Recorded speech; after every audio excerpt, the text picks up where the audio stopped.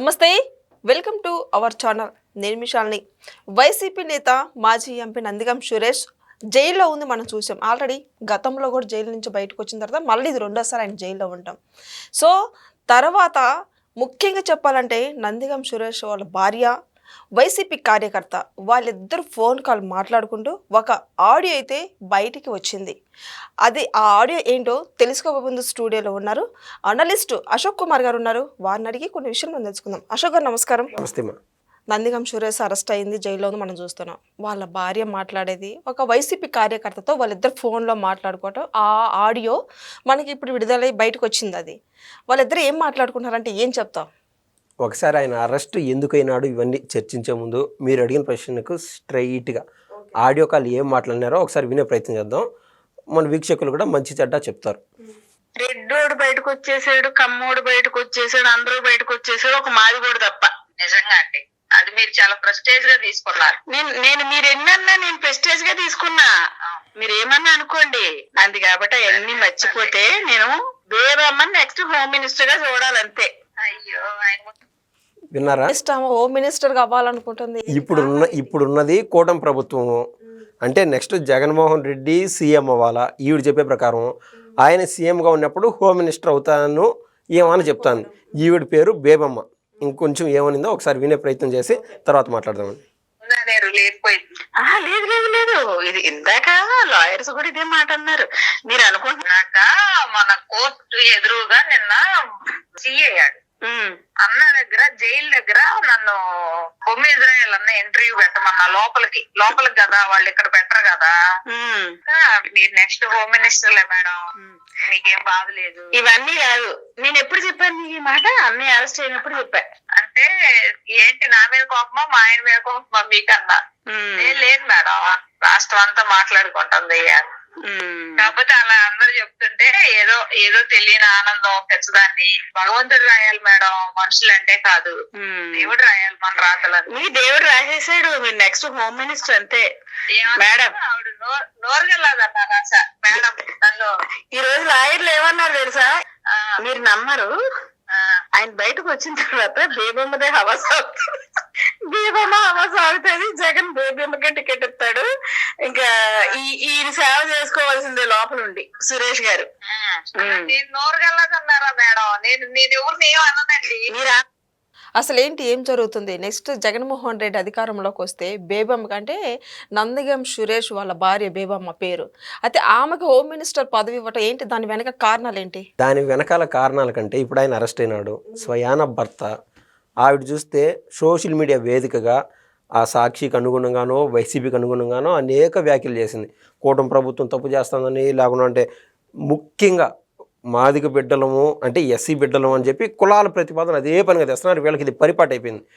నందిగం సురేష్ చేసింది గతంలో ఏం చేశాడో మనం చూస్తే, కృష్ణా జిల్లా మొత్తం స్మాష్ అయ్యే విధంగా ఆ రోజున వరదలు వస్తే మొత్తం ఈ బోట్స్ నిండా ఇసుకు నింపి బ్యారేజ్ పైకి వదిలినాడు. ఆ రోజున ఏదన్నా తేడా జరిగింటే మొత్తం ప్రభుత్వం అస్తవ్యస్తం అయిపోయిందండి.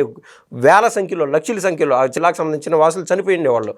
గతంలో ఇదే ఈయన ఎంపీగా ఉన్నప్పుడు అమరావతికి సంబంధించిన రాజధాని అక్కడ ఉండకూడదని చెప్పి అనేక చెరుకు తోటలు, అదేవిధంగా అరటి తోటలు ఇవన్నీ నరికేయడం జరిగింది. చెరుకు తోటలు అయితే రగలబెట్టేయడం జరిగింది. అక్కడ సిట్టింగ్ ఎంపీ అంత చెత్త పనులు చేయించా, దానికి ఆయన శిక్ష పడాలా? ప్రస్తుతం ఆయనకు బెయిల్ వచ్చింది దేంట్లో అంటే, ఒక మహిళను ఆల్రెడీ చంపేశాడని చెప్పి అభియోగాలు ఎదుర్కొంటూ ఉన్నాడు. దానికి సంబంధించిన ప్రూఫ్స్ అన్నీ కూడా ఉన్నాయి. సో ఆ కేసులో జైలుకి వెళ్ళి వచ్చాడు, రిలీజ్ అయ్యి బయట ఉన్నాడు. ఈ సందర్భంలో బయట ఉన్నాడు కదా, టీడీపీకి సంబంధించిన రాజు అనే కార్యకర్తని చిత్రహింసలు పెట్టి కొట్టి, దాంతో ఆయన పగ ఆవేశం చల్లారక ఇంటికి దొడుకోబోయి అక్కడ ఏది చేతులు కాళ్ళు కట్టేసి కిడ్నాప్ చేసేసారు. ఆ సమయంలో మనం ఇప్పుడు ఏదైతే ఆడియో కాల్ విన్నామో, నందిగం సురేష్ యొక్క సతీమణి బేబమ్మ ఆమె పేరు, ఆవిడ కూడా ఇతని చితకబాదింది రాజు అనే వ్యక్తిని.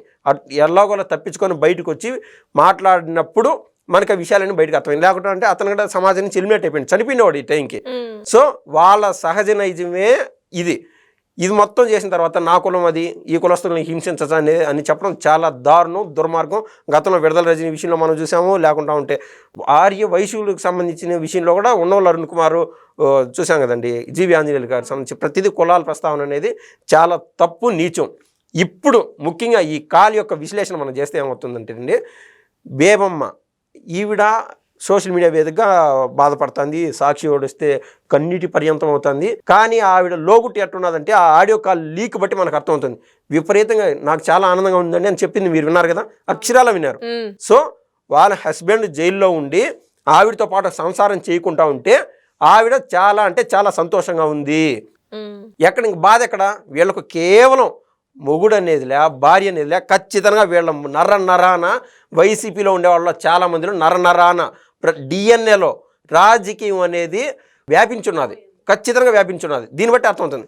వాళ్ళ భర్త జైల్లో ఉంటే మాజీ ఎంపీ, మనం రాజకీయాలు అతీతంగా చూద్దామండి, భర్త అక్కడ ఉంటే ఒక సహజంగా మనిషిగా చూస్తే భర్త బాధల్లో ఉంటే జైల్లో ఉంటే ఏం తింటున్నాడో, ఒక సినిమాలో అరవింద్ సమేతలో ఒక పాట ఉంటుంది, ఏడబోయినాడో లేకుంటే ఏం తింటున్నాడో అనేది ఒక పాట, మనకు లిరిక్లు బాగా కాబట్టి చెప్పలేకుండా. కానీ అటువంటి పాట అంటే భార్యాభర్తల మధ్య సంబంధాన్ని ఆ విధంగా ఇప్పటికీ రాస్తూ ఉన్నారు.